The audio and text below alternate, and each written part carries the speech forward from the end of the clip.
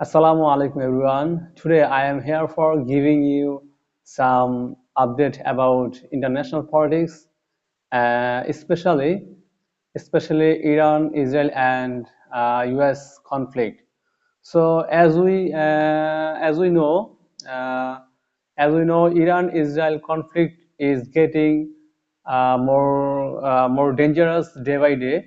So there is no possibility to decrease this tension of this war. So right now, according to reports,